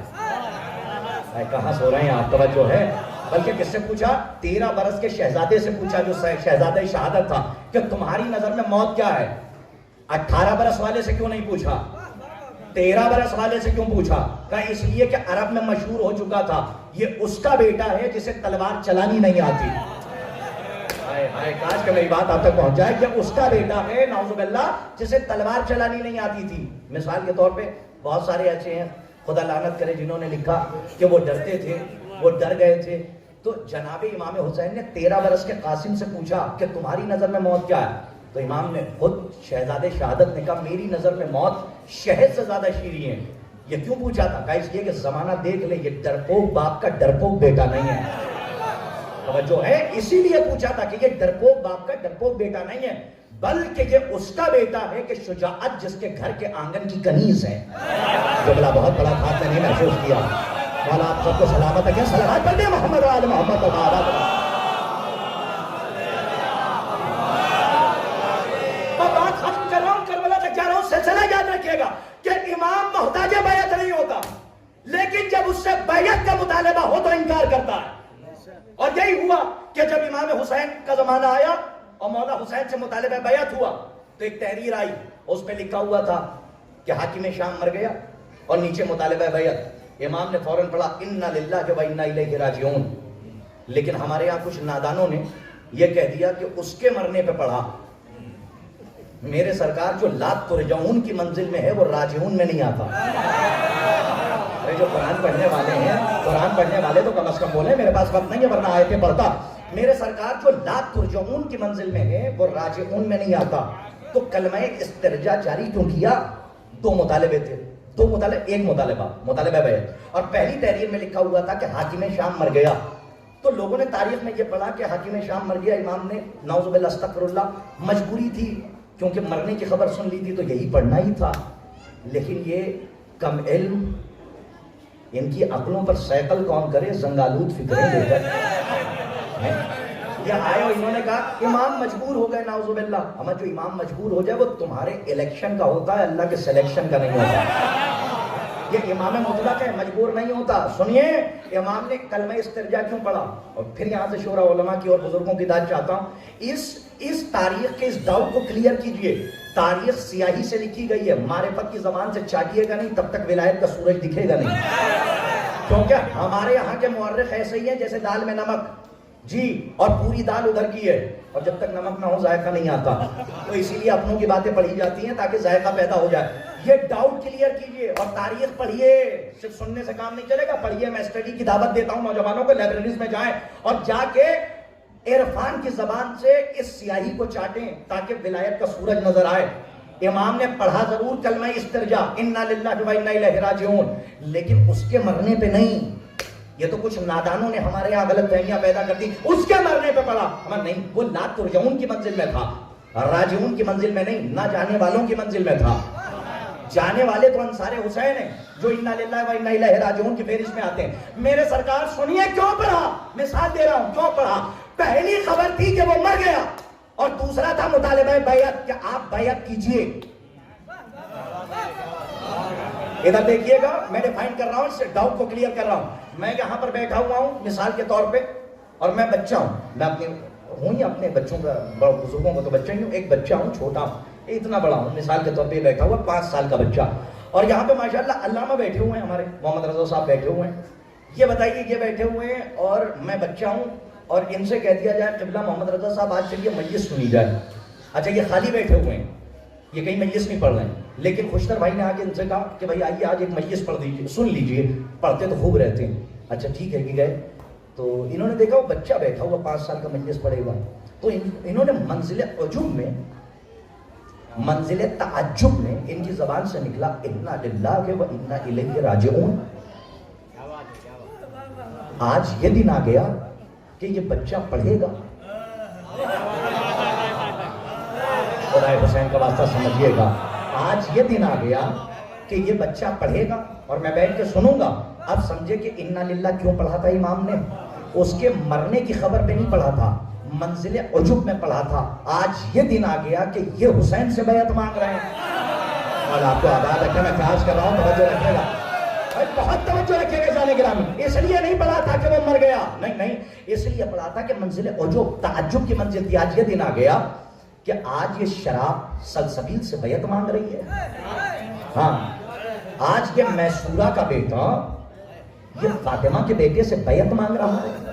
منزل عجوب میں پڑھا. اور سنیے، منزل عجوب میں پڑھا تو لیکن روا ربی میں واپس کر دیا. مجلس تمام ہو رہی ہے، روا ربی میں واپس کر دیا اور کہا کہ جا کل بات ہوگی دربار میں. سنیے میرے سرکار کے کیوں عزت نہیں دی، کیونکہ ذلیل کی طرف سے بھیجا ہوا ذلیل تھا. میرا جملہ یہ اپنی طرف سے نہیں کہہ رہا ہوں، ذلیل کی طرف سے بھیجا ہوا ذلیل تھا. اور معصوم کی حدیث موجود ہے، خبردار کسی ذلیل کو ٹھہر کے دیکھنا نہیں ورنہ اپنے آپ کو کچھ سمجھنے لگے گا. یہ فطری بات ہے. امام کی حدیث موجود ہے, کبھی کسی ذلیل کو کھڑے ہو کے دیکھنا نہیں, ورنہ اپنے آپ کو کچھ سمجھنے لگے گا. اچھا ہم کچھ ہیں اسی لیے علامہ ہمیں رکھ کے دیکھ رہے تھے. ذلیل کو مت دیکھیے گا, جس کا ضرب بڑا اسے دیکھیے تاکہ انکسار سے جھک جائے, مردے کی طرح اکڑ نہ جائے, ورنہ سمجھیے گا زندہ نہیں ہے مردہ ہے. امام چلے مدینے سے 5 دن پہلے, سنیے رات کی تاریکی اندھیرے میں نہیں, سناٹے میں نہیں, امام نے 5 دن پہلے, غالباً 4 سے 5 دن پہلے امام نے اعلان کر دیا مدینے میں کہ حسین جا رہا ہے. یہ کیوں کیا تھا اعلان جانتے ہیں؟ اس لیے تاکہ تم دیکھ لو کہ حسین ڈر سے نہیں جا رہا ہے. اگر تمہارے اندر ہمت ہے تو حسین سے بیعت لے کے دکھاؤ. کیے گا نہیں, خدا حسین کا واسطہ کربلا آ رہا ہوں. دیکھیے بیعت کا مطالبہ ہو رہا ہے اور انکار ہو رہا. مدینے میں حسین یزید کو ہرا کے نکلے, جملہ نہیں پہنچا, مدینے میں حسین یزید کو ہرا کر نکلے. 3 شعبان المعظم کو مکے پہنچے, 8 ذی الحج کو حج کو عمرے سے بدلا. بھئی یہیں تک لانا تھا, 8 ذی الحج کو مکے میں حج کو عمرے سے بدلا. 2 علتیں تھی جو امام نے بتائیں, وہ دونوں علتیں سنیے. 3 لشکر بھیجے گئے تھے, نوجوان خاص طور پہ سنیں, تاریخ پڑھ رہا ہوں. 3 لشکر. پہلا لشکر اس لیے آیا تھا کہ حسین کو قتل کرے گا. دوسرا لشکر اس لیے آیا تھا کہ جو حسین کو قتل کرے گا ہم اسے قتل کریں گے. یزید کی نجاست, سیاست, پولیٹکس دیکھیے. پہلا لشکر بھیجا تھا, 3 ذلیل آئے تھے. 3 لشکر بھیجے گئے تھے ذلیل. جب وہاں آئے تو تاریخ لکھتی ہے اور تاریخ کہتی ہے کہ جب پہلا لشکر آیا اس کی سیاست یہ تھی کہ حسین کو قتل کرے گا. دوسری سیاست یہ تھی کہ جو حسین کو قتل کرے گا ہم اسے قتل کریں گے. اور تیسرے لشکر اس لیے بھیجا تھا کہ جو حسین کو قتل کرے گا یہ اس کو قتل کرے گا. جب خون اتنا بہہ جائے گا تو تیسرا لشکر اس لیے گیا تھا تاکہ وہ شور مچاتا ہوا مکے میں گلی گلی میں بھاگے کہ اب مکے کی زمین پر خون بہہ گیا ہے, مکہ امن کا مرکز نہیں رہا, اب حج ساقط ہو گیا. آئے کاش کہ حسینیوں کے درمیان میرا جملہ پہنچ جائے جو میں کہہ رہا ہوں. دیکھیں یہ 3 لشکر بھیجے گئے تھے. پہلا لشکر اس لیے آیا تھا حسین کو قتل کرے, سر اٹھا کے سنیے گا. دوسرا لشکر اس لیے آیا تھا, جملہ نہ کھائیے گا خدا حسین کا واسطہ, کا اس لیے کہ جو حسین کو قتل کرے گا ہم اسے قتل کریں گے. تیسرا اس لیے بھیجا گیا تھا تاکہ یہ شور مچائے کہ اب مکہ امن کا مرکز نہیں رہا, حج ساقط ہو گیا. ارے کتنی محنت کی ہوگی یزید نے, حرام کھلا کر بڑا کیا ہوگا. جملہ پہنچ جائے, حرام کھلا کر بڑا کیا ہوگا. جملہ نہ کھائیے گا, حسینیوں کی خدمت میں تبرک دے رہا ہوں. اتنی محنت کی تھی یزید نے 3 لشکر تیار کرنے میں, حسین نے 1 قدم پیچھے ہٹا کے یزیدیت کو خاک میں ملا دیا. حسین نے صرف 1 قدم پیچھے ہٹایا اور یزیدیت کو خاک میں ملا دیا. پہلی علت تو یہ تھی. دوسری سن لیجیے, مجلس تمام ہے, گھڑی میں نہیں دیکھ رہا ہوں, وقت زیادہ ہو جائے تو معاف کر دیجیے گا, اور بات کو کشنا نہیں چھوڑنا چاہتا, ہو سکتا دوبارہ بلایا جاؤں نہ بلایا جاؤں. اب آ گیا ہوں تو ساری باتیں سنیے, صلوات پڑھیے محمد وعلی محمد.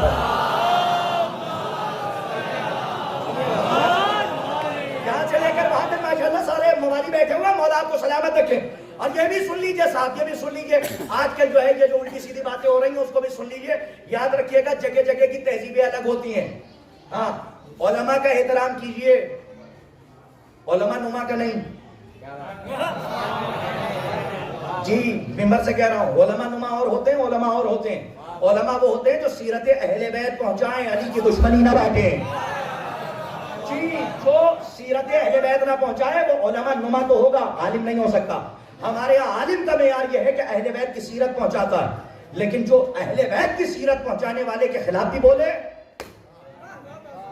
تو پھر یہ سمجھ لیجئے گا. دیکھیں کوئی ہمارا نوجوان ایسا نہیں ہے جو علم کا مخالف ہو, نہیں, ان کے اندر جو باتیں پیدا کی گئی ہیں وہ اس نظریات کے مخالف ہیں.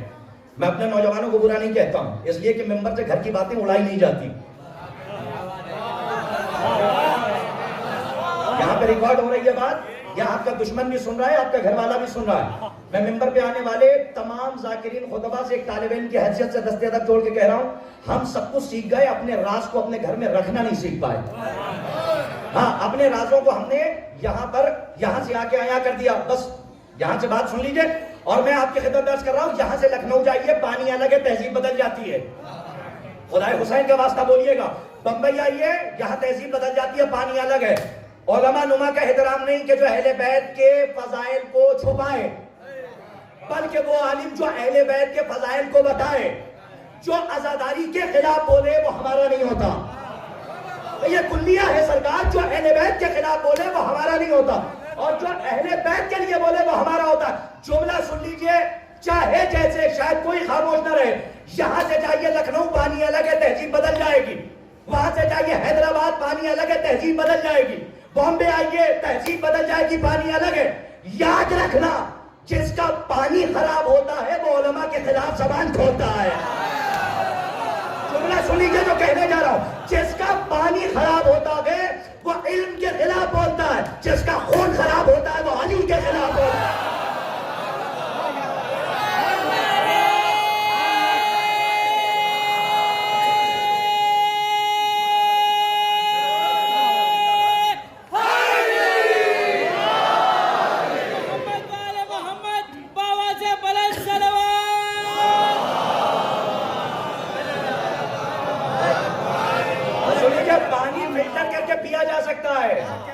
نہیں, جو پیدائشی نجس ہو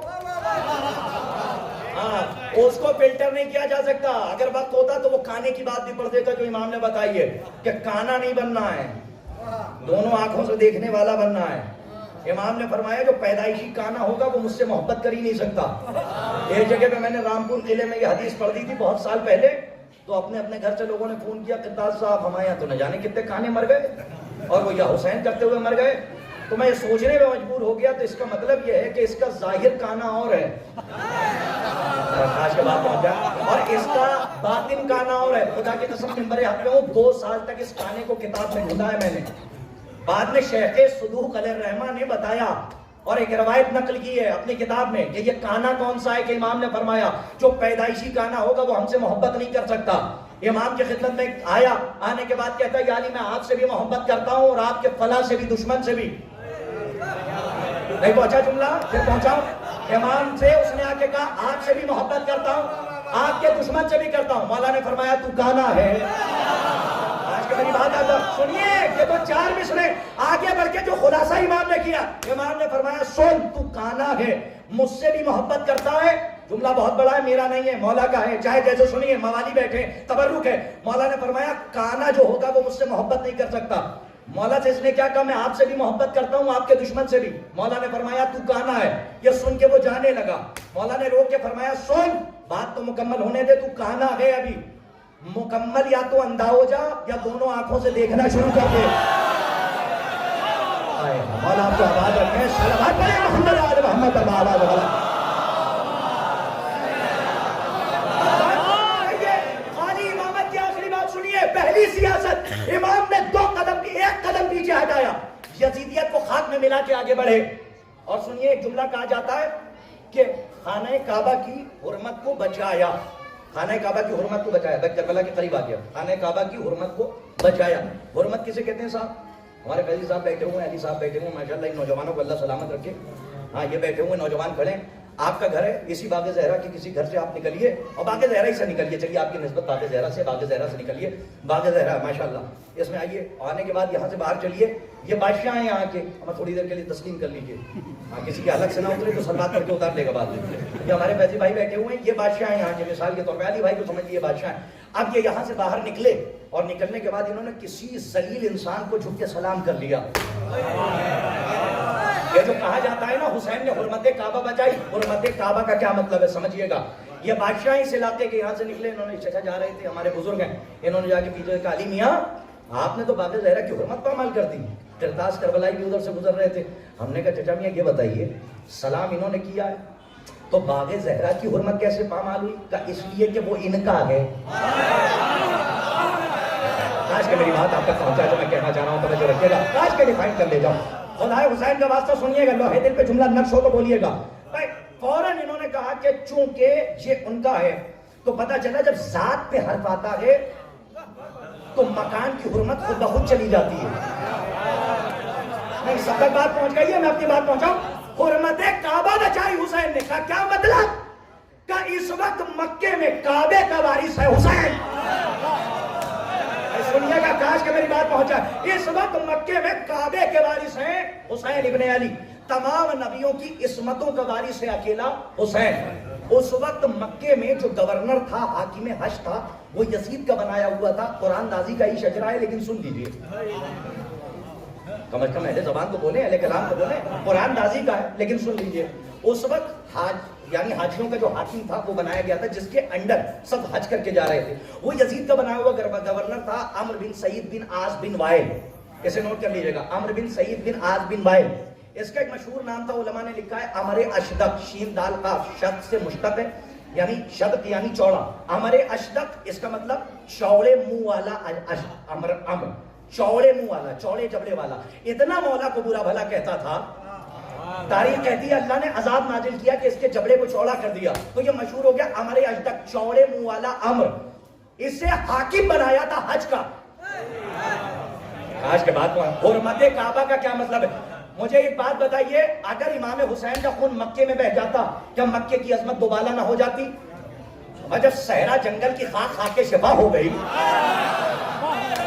تو کیا مکے میں خون بہ جاتا؟ لیکن حرمت بچائی.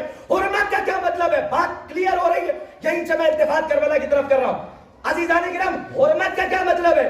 حرمت کا مطلب یہ کہ اس وقت حاکم حج تھا یزید کا بنایا ہوا، اور اس وقت خانہ کعبہ کے وارث ہیں حسین، اللہ کے گھر کے وارث ہیں حسین. جتنے لوگ آ رہے تھے، نہیں تو دیکھیں جتنے لوگ آ رہے تھے سب یزید کے بنائے ہوئے گورنر کی زیر قیادت حج کر کے جا رہے تھے. اگر آج حسین بھی حج کر لیتے، نہیں پہنچ رہی ہے بات تو کوئی بات نہیں، اگر پہنچے تو بولیے گا جو میں کہہ کے جا رہا ہوں. اگر آج حسین بھی حج کر لیتے تو کل کا مورخ یہ لکھ دیتا کہ حسین نے بھی حج کیا تھا زیر قیادت یزید کے بنائے ہوئے گورنر کے. حسین نے حج نہیں کیا، عمرے سے تبدیل کر کے چلے اور ساری جھوٹی روایتوں کو خاک میں ملا دیا اور بتا دیا یاد رکھنا امام وہ ہوتا ہے جو نہ کسی کی زیر قیادت حج کرتا ہے نہ کسی کے پیچھے نماز پڑھتا ہے. صلوات پڑھیں محمد آل محمد اللہ.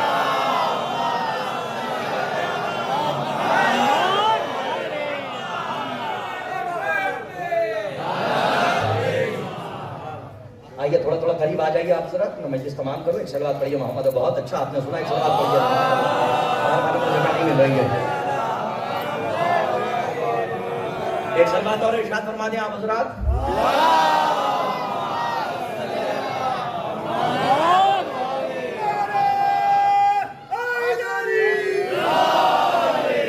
یہاں پہ ہمارے ماشاءاللہ مجلس سننے والے چہرے بیٹھے ہوئے ہیں، انہوں نے ماشاءاللہ خوب سنا ہے ذاکرین خطبہ کو. یہ بات سنتے جائیے صاحب، مجلس تمام ہو گئی ہے. بس جاتے جاتے ایک میسج دے رہا ہوں، اسے یاد رکھیے گا. امام کے ایک ایک لفظ پہ کروڑوں نسلیں قربان.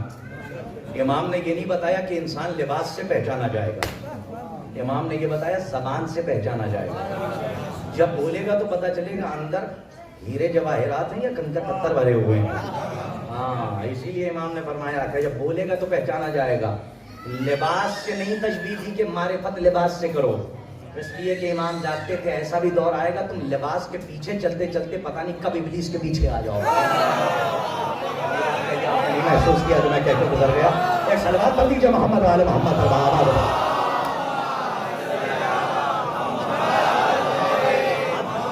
جناب سید سجاد علیہ السلام سے منسوب ہے امام بیعت نہیں کرتا کسی کی، امام کی بیعت امت کرتی ہے. امام محتاج بیعت نہیں ہوتا، امام سے بیعت مانگی جاتی ہے تو انکار کرتا ہے. یہی ہوا کہ جناب سید سجاد نے بھی کربلا سے لے کے مدینہ تک بیعت کا انکار کیا، بیعت نہیں کی. یزید کے دربار میں ایک خطبہ نہیں دیا ہے، امام نے تو کئی راستے میں خطبے دیے ہیں. ان خطبوں کو تو پڑھا ہی نہیں جاتا. انشاءاللہ کبھی موقع رہا تو ان خطبوں کو پڑھنے کے لیے کم از کم 5 مجلسیں چاہیے کہ ان خطبوں کو مولا نے کیسے پہنچایا اور بات کی ہے اور معرفت کی بات کی ہے.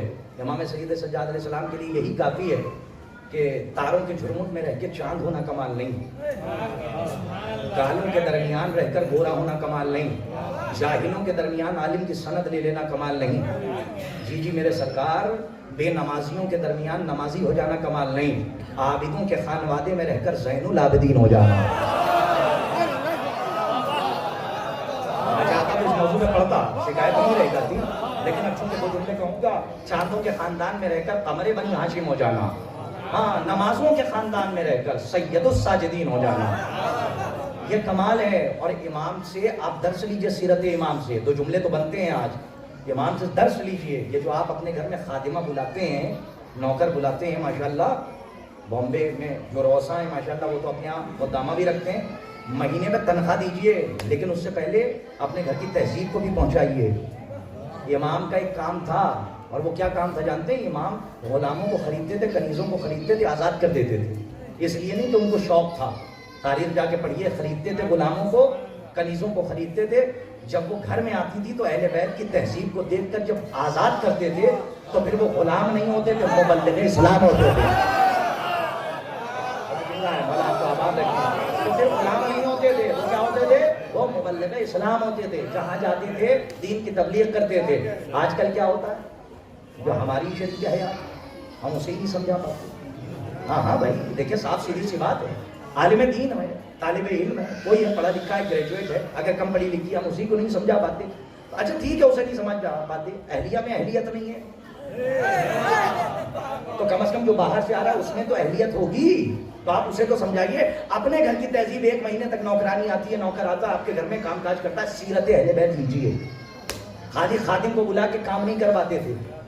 خدا کی قسم ایک فہرست مرتب کی ہے چوتھے امام نے. جیسے بی بی زہرا کی کنیز فضہ مشہور ہیں, ویسے ہی چوتھے امام کی کنیزیں, جو چوتھے امام غلاموں اور کنیزوں کو خریدتے تھے, مبلغ و مبلغہ بنا کر آزاد کر دیتے تھے. امام سے یہ سیرت لینی چاہیے اور ضروری ہے. اس لیے کہ اگر آج میں ان کی بارگاہ میں جاؤں تو لہجہ الگ ہوگا. ہائے ہائے, مولا آپ کو آباد رکھیں. اگر کرتاس کربلائی ناچیز سے آپ بات کیجئے تو لفظوں کا انتخاب کریں گے کون سا لفظ استعمال ہو اس ذات کے لیے, حالانکہ میری ادنا سی ذات ہے. لیکن اگر مجھ سے بڑا عالم دین ہو تو وہاں سوچیں گے کہ ان کے لیے کیا کہیں. اور اگر آپ عالم کی بارگاہ میں چلے جائیں, آپ نجف اشرف چلے جائیں, آپ آیت اللہ وحید خراسانی کیا چلے جائیں, اور جانے کے بعد آپ 10 ادب جوڑ کے وہاں بیٹھے رہیں, ہمت ہوگی کہ کلام کریں؟ اتنا بڑا عالم بیٹھا ہوا ہے, ہمت ہوگی؟ عارف بیٹھا ہوا ہے, ہمت ہوگی؟ کہا نہیں. ان کی ذات کے شایان شان کوئی جملہ آئے تو میں بولوں, کوئی شایان شان جملہ ہو, پتہ چلا ذات جتنی بڑی ہوتی ہے لہجہ اتنا محترم ہونا چاہیے. اللہ سے بڑی کوئی ذات ہے کائنات میں؟ سوئیے گا نہیں. آخری بات چوتھے امام کے لیے, کیا ہے اللہ سے بڑی کوئی ذات پوری کائنات میں؟ وہ تو سب سے بڑا پالنہار ہے, اس سے بڑی کوئی ذات نہیں. خدا کی قسم, بندے کی عقل اس پرواز تک نہیں پہنچ سکتی تھی, اس ثریا تک کہ جہاں سے لفظوں کا خزانہ لا کے اپنے معبود سے بات کرتی اگر صحیفہ سجادیہ نہ ہوتی. بڑی بات کہی آپ نے, نہیں محسوس کی؟ امام سید سجاد علیہ السلام نے جو دعائیں تعلیم فرمائی ہیں اور جو مناجات خمسہ عشر ہیں, 15 مناجات امام کی, امام نے دریا بہایا ہے علم کا. پینے کا سلیقہ ہونا چاہیے. اب جس کے بعد پینے کا سلیقہ نہیں, وہ کہتا ہے مناجاتیں کیا ہوتی ہیں, دعائیں پڑھیے. ہمیں جا کے پہلے خمسہ عشر پڑھیے جو 15 مناجاتیں ہیں. تو آج کل ایک بات چلی تھی کہ یہ شاعروں کی مناجاتوں پہ نہ جائیے, یہ شاعروں کی مناجاتیں نہیں ہیں, امام کی مناجاتیں ہیں. ہاں, سلیقہ ہونا چاہیے بات کرنے کا, اپنی زبان میں بات کیجئے, آپ کے پاس لفظیں نہیں ہیں. اسی لیے دعائیں دی ہیں کہ جتنی بڑی ذات ہو اتنا بڑا کلمہ ہونا چاہیے. اگر امام نہ ہوتے تو آپ کو کوئی دعا کرنے کا سلیقہ نہیں دیتا. صحیفہ سجادیہ کو رکھیے نہیں, بلکہ صحیفہ کاملہ کو, صحیفہ سجادیہ کو پڑھا کیجیے. اس میں دعائیں ہیں. مولا آپ سب کو سلامت رکھیں.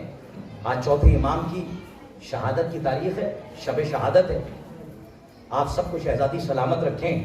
کوئی غم نہ ملے سوائے ہمیں مظلوم کربلا ہو. ہماری مائیں بہنیں آتی ہیں مجلسوں میں, اور وہ صرف اس لیے آتی ہیں کہ جو جنت البقیع کی ٹوٹی ہوئی قبر سے ایک بیوی آتی ہے, اس بیوی کو اس کے لال کے زخموں کا مرہم عطا کرتی ہے. اور کسی بزرگ عالم دین کا ایک فقرہ کہہ کے میں آگے بڑھوں گا. شبیہ تابوت برآمد ہوگی اور آپ ماشاءاللہ تابوت کی زیارت کریں گے. ٹھہر کے جملہ سن لیجئے.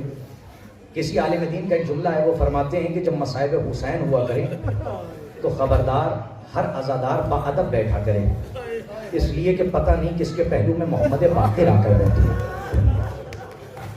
آپ کی آوازیں بلند ہیں. شہزادی آئیے, یہاں پہ کوئی چادریں چھیننے والا نہیں ہے, یہاں پہ چادروں کا احترام کرنے والے ہیں. شہزادی آئیے, یہاں پہ کوئی ایسا نہیں ہے کہ جو بچیوں کو تماچے مارتا ہے, یہاں سب تماچوں پہ رونے والے ہیں. شہزادی کے پرسے کو قبول فرمائیے گا. ہماری مائیں بہنیں آتی ہیں, اور سنیے ایک جملہ نفسیاتی سنیے. میں الہ آباد کی سرزمین پہ تھا اور 6 ربیع الاول اور ماشاءاللہ چھٹی کی شب داری ہوتی ہے. اس میں ایک ایسی خاتون تھی کہ جو اپنے بچے کو 6 مہینے کا بچہ تھا اور اپنے بچے کو گود میں لے کے رات بھر بیٹھی رہی. اور صبح کا جب وقت آیا تو کسی خاتون نے جا کے کہا جاؤ اور جا کے گھر لے جاؤ اپنے بچے کو, اب تمہارا بچہ جو ہے بیمار ہو جائے گا. صبح کے وقت وہاں گہوارہ نکلتا ہے اور گہوارہ نکلتے وقت صبح کے وقت گہوارہ نکلتا ہے اور مصائب ہوتے ہیں. جانتے ہو جملہ اس حسینی ماں کا جملہ سنیں گے آپ. اور ماں بیازہ بعد میں مجھے بانیان نے بتایا اس ماں نے کہا کہ میرا بچہ اس وقت سلامت رہے گا جب میں رباط کی اجڑی ہوئی گود کا پرسہ دوں. اللہ اکبر. ہماری مائیں بہنوں کو اللہ سلامت رکھے, جو ماؤں کا درجہ رکھتی ہیں اللہ ہماری بہنوں کو بیٹیوں کو سلامت رکھے, جو مجلسوں میں آتی ہیں. بڑا کردار ہے ہماری ماؤں بہنوں کا کہ وہ جلوسوں میں رہتی ہیں, مجلسوں میں رہتی ہیں, خوب گریا کرتی ہیں. بڑا کردار ہے, پال پوس کے انہوں نے آزادار دیے ہیں, اس قوم کو آزادار دیے, اس قوم کو حسینی دیے. ہماری مائیں بہنیں سلامت رہیں. ارباب اعضا آج چوتھے امام کی شب شہادت ہے. ارباب اعضا جانتے ہو یہ چوتھا امام کون ہے؟ 11 محرم کو, جس کے پیروں میں بیڑیاں تھیں, ہاتھوں میں ہتھکڑی, گلے میں خاردار تھا اور کمر میں لنگر تھا. اگر کسی کے دل میں گہری چوٹ لگے تو معاف کر دیجیے گا. جب میں نے تاریخ کا مطالعہ کیا اور میں نے پڑھا کہ لنگر کسے کہتے ہیں تو عرب میں لنگر اسے کہا جاتا ہے کہ جس کا ایک سرا قیدی کی کمر پہ باندھا جاتا ہے اور ایک سرے پر ایک وزنی لوہا باندھا جاتا ہے. اہل عرب بتاتے ہیں کہ جب یہ کسی قیدی کی کمر میں باندھا جاتا ہے, قیدی پہلے اس وزنی لوہے کو گھسیٹتا ہے, اس کے بعد قدم آگے بڑھاتا ہے. شاید یہی وجہ تھی کہ جب جناب سید سجاد مدینے آئے ہیں اور آنے کے بعد دادی ام البنین سے کہا دادی جان سید سجاد کی کمر ٹوٹ گئی. جزاک اللہ. رونے میں کوئی تاخیر نہ کیجیے گا. ارباب اللہ آپ کے آنسوؤں کو شہزادی شرف قبولیت عطا فرمائے. پروردگار عالم آپ کی اس کریے کو شرف قبولیت عطا فرمائے. آوازیں بلند ہیں اور جنہیں رونا نہ آئے نا وہ حسین کے صدقے میں اللہ سے ایک آنسو مانگے کہ پروردگار مجھے ایک آنسو حسین کے نام پہ عطا کر دے, تو شہزادی کے رومال میں چلے جائیں. ارباب اعضا چوتھے امام کے مسائل پڑھنے ہم اور آپ کا گریہ فرمائیں گے. چاہیے زیارت ناہیہ کا مطالعہ کیجیے. زیارت ناہیہ میں ہمارا اور آپ کا آخری امام فرماتا ہے سلام ہو ان سرکھلی بیویوں پر جنہیں شرابیوں کے دربار سے گزارا گیا.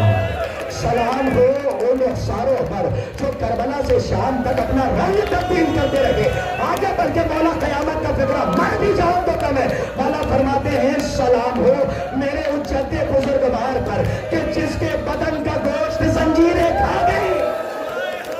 جزاک اللہ جزاک اللہ. آوازوں کو آزاد کیجیے گا, آوازوں کو بلند کیجیے.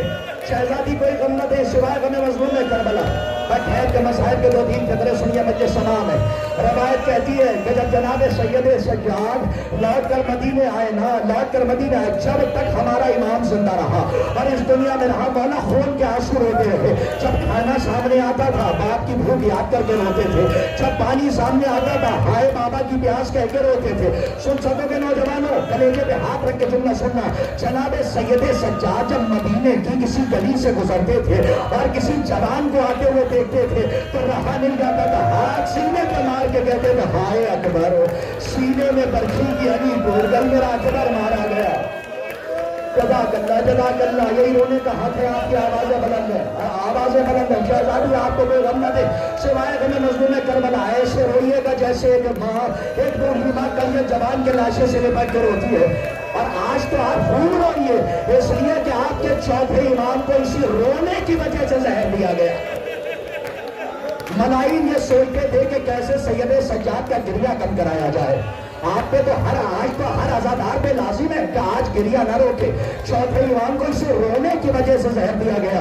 ارباب اعضا جب تک ہمارا اور آپ کا چوتھا امام حیات رہا, اس دنیا میں رہا, مولا ایک جملہ کہہ کے روتے رہے. جب کوئی آ کے پوچھتا تھا نا مولا شہادت تو آپ کی وراثت ہے, شہادت تو آپ کے گھر کی میراث ہے, آپ کیوں گریہ فرماتے ہیں؟ تو مولا فرماتے تھے تو نے سوال نہیں کیا, تو نے انصاف نہیں کیا سوال کر کے, اس لیے کہ شہادت میرے گھر کی میراث ہے.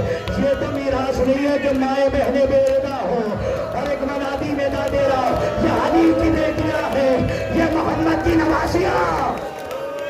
جزاک اللہ جزاک اللہ. آپ کی آوازیں بلند ہے. کوئی غم نہ ملے سوائے غم مظلوم کربلا.